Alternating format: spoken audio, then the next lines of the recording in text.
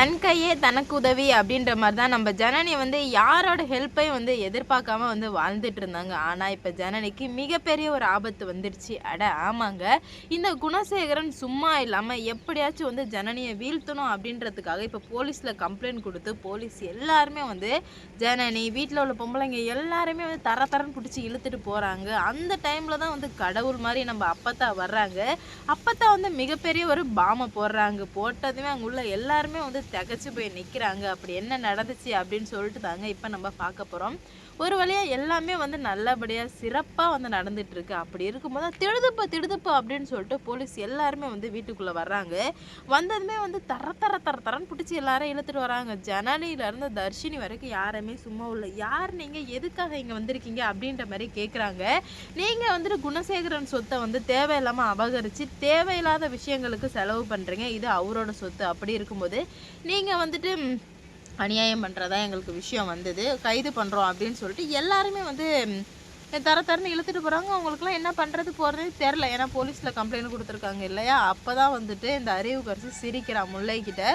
எப்படி அறிவுக்கரசி இதை பண்ண அப்படின்ற மாதிரி முல்லை கேட்கும்போது உன்னை அடித்தாளுங்க இல்லையா. அப்போ தான் முல்லை யோசித்தேன், இவளுங்களை ஏதாவது ஒரு விஷயத்தில் நம்ம மடக்கணுமே அப்படின்ற மாதிரி அப்போ தான் யோசித்தேன். அப்போ தான் வந்துட்டு எனக்கு தோணுச்சு, மாமா கிட்ட சொன்னேன்.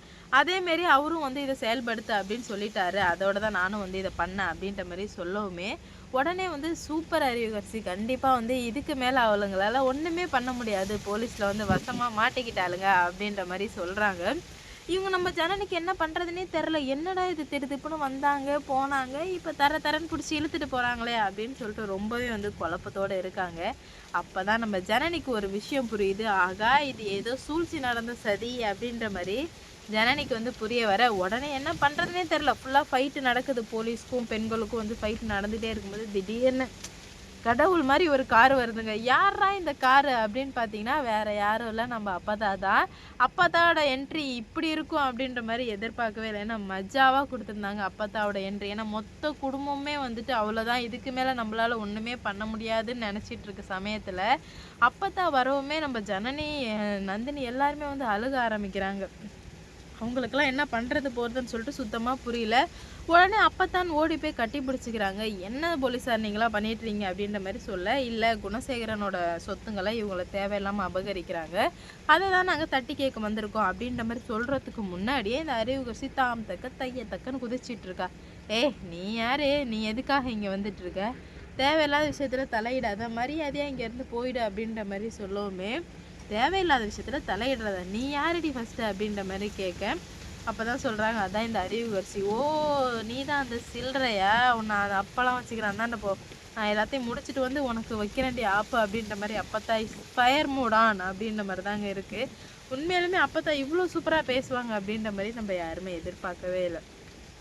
உடனே வந்து என்ன பண்ணுறாங்கன்னா அறிவுக்கரசிக்கு ஒன்றுமே புரியல. சொத்தை யாருமே இவளுங்க பேரில் இல்லை, ஆனால் இவளுங்க இது பண்ணுறாளுங்கன்னு கேட்கும்போது நம்ம அப்போ சொல்கிறாங்க பாருங்கள், எப்படி குணசேகரன், ஆமாம் என் பேராண்டிக்கு தான் நான் ஃபஸ்ட்டு எழுதி வச்சேன், ஆனால் எப்படி குணசேகரன் அவங்க தம்பிகளுக்கு எழுதி கொடுத்தது திரும்பி குணசேகரன்கிட்ட வந்ததோ அதேமாரியே நான் எழுதி கொடுத்தது எல்லாமே எனக்கே தானாக திரும்பி வந்துருச்சு அப்படின்ற மாதிரி சொல்லவுமே அறிவுக்கரசி எதுவுமே பேச முடியல. என்னங்க பேச முடியும், எதுவுமே பேச முடியல. உடனே செம அதிர்ச்சி ஆயிடுறாங்க அறிவுக்கரசி. என்னடா இது, என்ன பண்ணாலும் ஏதோ ஒரு மூலையில் வந்துட்டு இந்த மாதிரி நடந்துகிட்ருக்கு, எப்படி தான் இவளுங்களை தோக்கிறது, இந்த கிளவி வேறு எங்கேருந்து வந்துச்சுன்னு தெரியலேன்னு சொல்லிட்டு அப்பத்தாவை பிடிச்சி திட்டிகிட்டு இருக்கு. அப்போ தான் அப்பத்தா வந்து சொல்கிறாங்க, சக்தி அங்கே ஃபைல் இருக்குது, அதை நீ எடுத்துருவாப்பா அப்படின்ற மாதிரி சொல்கிறாங்க. உடனே சக்தியும் எடுத்துகிட்டு வராங்க.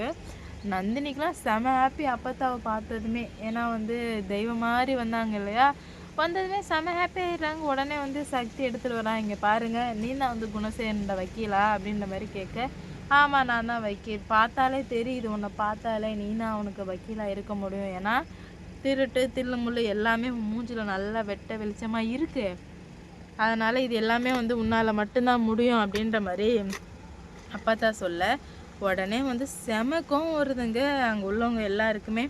என்னடா இது, நம்ம கஷ்டப்பட்டு ஒரு பிளான் போட்டால் இவ ஒரு பிளான் போட்டு வச்சுருக்காளே அப்படின்னு சொல்லிட்டு ரொம்பவே வந்து கோவம் ஆயிடுறாங்க.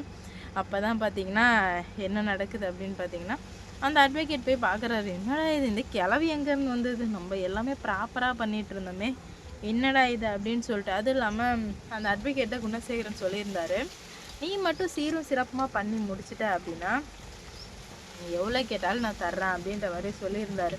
அது எல்லாத்தையுமே கேட்டு பார்த்து என்ன பண்ணுறது போகிறதுன்னு சொல்லிட்டு சுத்தமாக புரியாமல் தான் நின்றுட்டுருக்காங்க. அப்போ தான் அவங்களுக்கு ஒரு விஷயம் தெளிவாக புரிய வருது. இதுக்கு மேலே இப்படியே விட்டு வச்சுட்டே இருந்தால் சரி வராது, நான் தான் ஏதாவது ஒன்று பண்ணணும் அப்படின்ற மாதிரி அவங்களுக்கும் நல்லா தெளிவாக புரிய வர, உடனே வந்து ஐயோ இந்த கிளவி எங்கேருந்து வந்துச்சுன்னு தெரிலையே அப்படின்னு சொல்லிட்டு ரொம்பவே வந்து குழம்பி போயிருக்காங்க.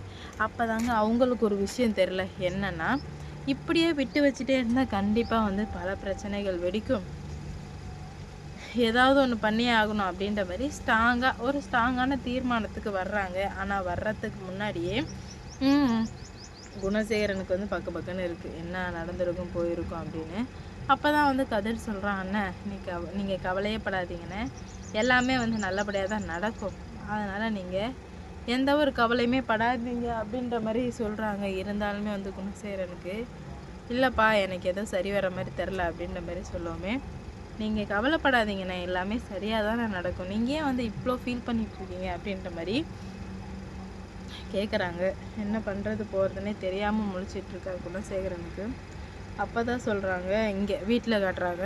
அப்போ தான் சொல்கிறாங்க, ஜனனி நீ கவலையே படாதம்மா, இதுக்கு மேலே எது நடந்தாலும் சரி போனாலும் சரி நான் இருக்கேன் துணைக்கி, அதனால் வந்து நான் பார்த்துக்கிறேன், நீ வந்து கவலையே படாத அப்படின்ற மாதிரி சொல்லுவோமே. ஜனனிக்கு இப்போ தாங்க உயிரே வருது.